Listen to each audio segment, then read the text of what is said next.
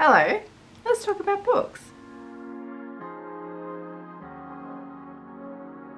My feet are going to sleep already, I've only just begun. If you can hear like that annoying high-pitched whine out there of a chainsaw or a whippersnipper, that's because it's a chainsaw or a whippersnipper. It is a warm, sunny day in summer in Australia, in suburbia. We're working with what we've got. It's definitely a chainsaw. Anyway, let's talk about books, not chainsaws. This is the last installment of my 2022 reads and I'm so excited. I don't know if you can hear that, but Jesus loud. I'm so excited to talk to you about books. Let's stop waffling, let's get into it. Now, speaking of waffle, before I get into it, I've started a Substack newsletter, which is basically this, but in words format and some memes too, because I can't resist memes. So if you would prefer that instead of the videos or as an accompaniment to these videos, the link will be down there for you to subscribe. It is really just this, but like I edited it and probably proofread it too. Let's go with books. First one, which is on my Kindle, which is upstairs, I'm not getting it, was The Lost Metal by Brandon Sanderson. What I will do is get my bullet journal with my notes. This was published in November 2022. It is the fourth in the second Mistborn era. So Mistborn is part of Brandon Sanderson's... Why can I not speak today? This is going to bode well, isn't it? In Brandon Sanderson... Oh my god.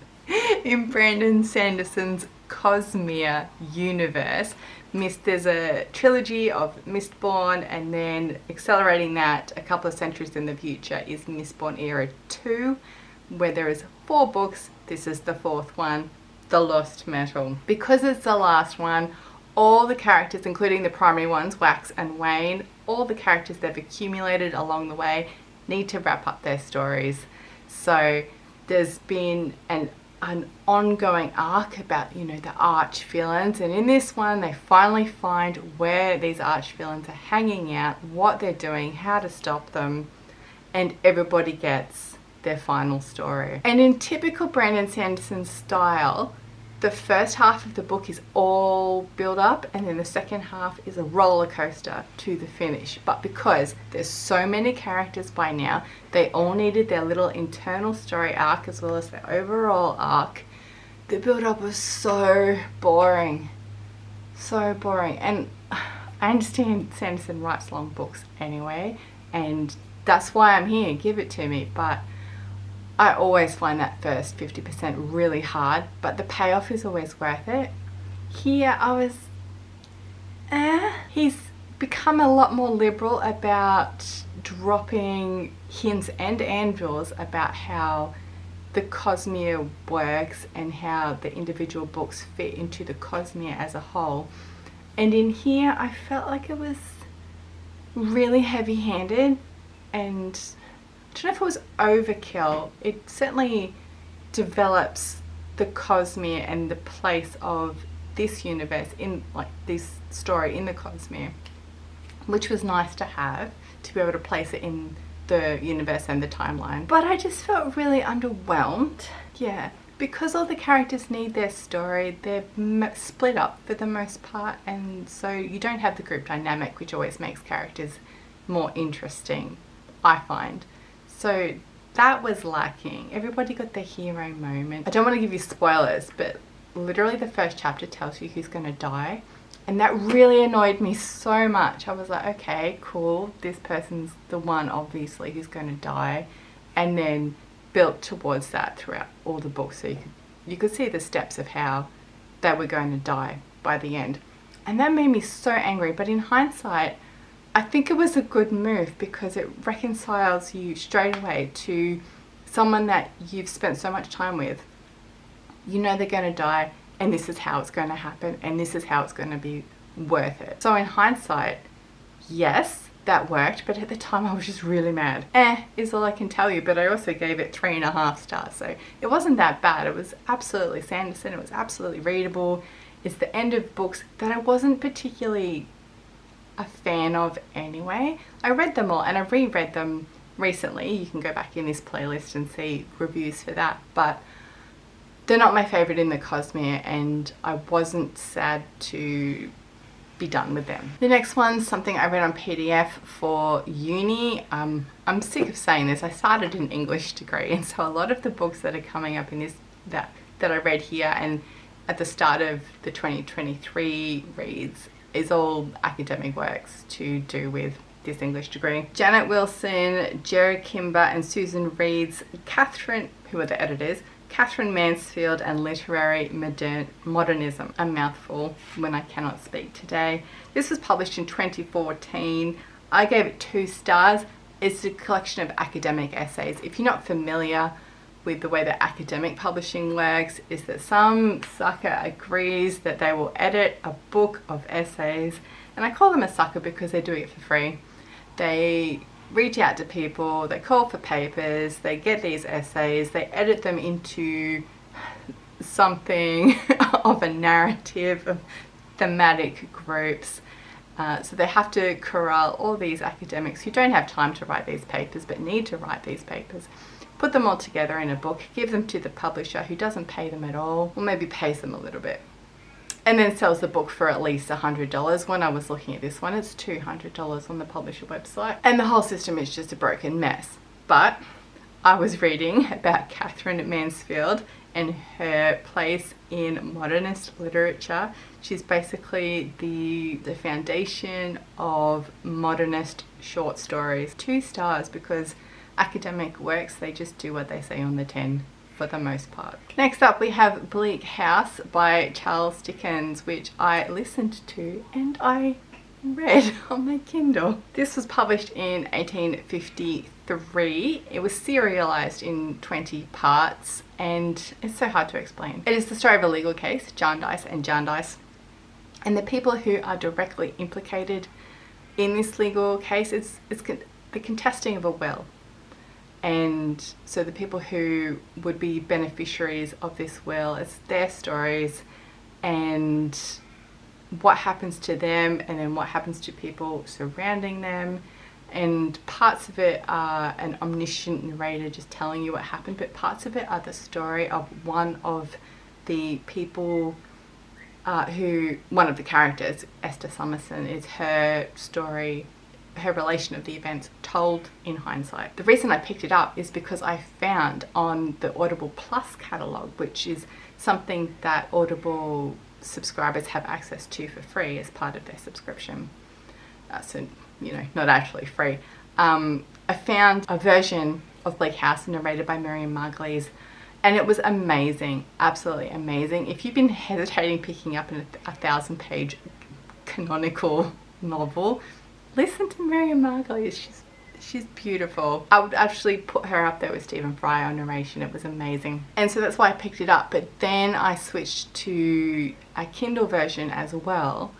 And I don't know if it had Whisper Sync, but anyway, I switched to a Kindle version as well because I wanted to be reading it before I went to sleep. So I listened and read in tandem, and it still took me, I reckon, a good 9 months. April, May, June, July, August, September, October, November. 8 months. 7 months. Maths is hard. And it was excellent. Now, if you have no intention of reading Bleak House, watch the BBC version with Gillian Anderson. It's just as good. It gives you the basics of the story. It's one of those things where I was really familiar with the BBC version. I own a copy. And so that helped me with characterization and being able to picture everyone, which sometimes is difficult for me to get into with such a big novel, with such a big cast of characters, is watching the dramatization first. It gives me a way in to understanding what's going on. Highly recommend. 3 stars. Oh, my feet are so asleep. This was such a dumb idea, sitting like this. Then I read A.J. Hackwith, The Library of the Unwritten. This was published in 2019, and a YouTuber I watch, Lena Norms, was reading this, which is what alerted me to it. It intrigued me. It's about, what does it say in the book? Every book left unfinished by its author is filed away in the In the unwritten wing, a neutral space in hell presided over by Claire is head librarian. Along with repairing and organising books, her job consists of keeping an eye on restless stories whose characters risk materialising and escaping the library. Obviously this happens, chaos ensues. I had to move.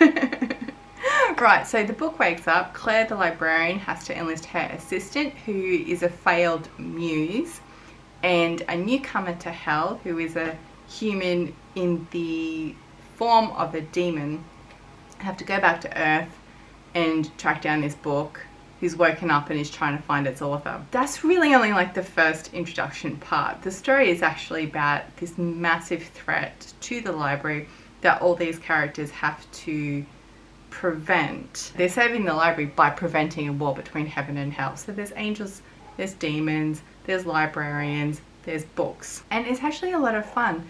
The entire story is about stories and the way that stories are told, which means that it falls into some obvious tropes, but it was a really enjoyable read. I really liked it. I gave it 4 stars. There are sequels, which I have no intention of picking up. This was enough for me, but it was really fun. And everyone I've mentioned this book to has said, when I've mentioned that it's, you know, a wing of hell where the unwritten books wait for their authors, everyone's like, oof, in the feels.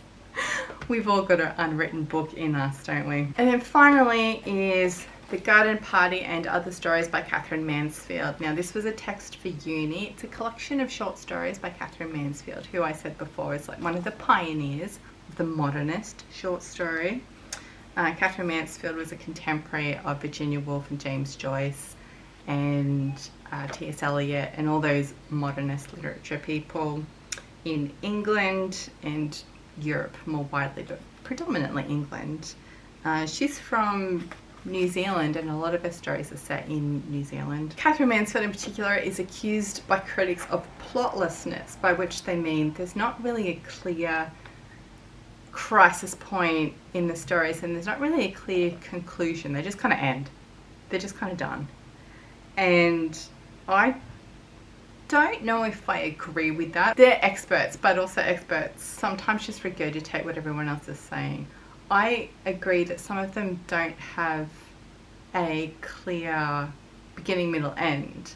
They're just like vignettes, but they do have a plot, because plot is just the things that happen, and things happen. Otherwise there wouldn't be anything here, right? This was really fun. All the stories except the first one called At the Bay are really short. I think At the Bay is 50 pages long. Let's see what the tabs where I was writing an essay on this. 40 pages long, and that's the longest story. But the part I want to draw your attention to is that she has amazing first lines. Now first lines are really deceiving, especially in a novel, but here they just pack such a punch, and I want to read some to you. And after all, the weather was ideal. Like, it's just great. It just starts right in the middle of the sentence, in the middle of the story, in the middle of the scene, and off you go. The week after was one of the busiest of their lives. The week after what? Like, you just want to keep going. I love it. It's just really great. Anyway, I gave it 3.75 stars. I really liked them a lot. It made it really easy to write essays about them, and I'm glad that I read them. So there we have it. That is 67 books that I read in 2022. The playlist is there if you come in at the end. And thank you for being here. Don't forget that I've got that Substack newsletter if you want the TLDR version, although to be honest, they are pretty long and waffly too. It's just how I roll. Like and subscribe if you want more of this. And my Amazon wishlist is down there in the description below. It will give you an idea of the things that are on my radar coming up. And also you've got the option to support my channel that way if you choose. I will see you next time for 2023. I'm so excited. Bye.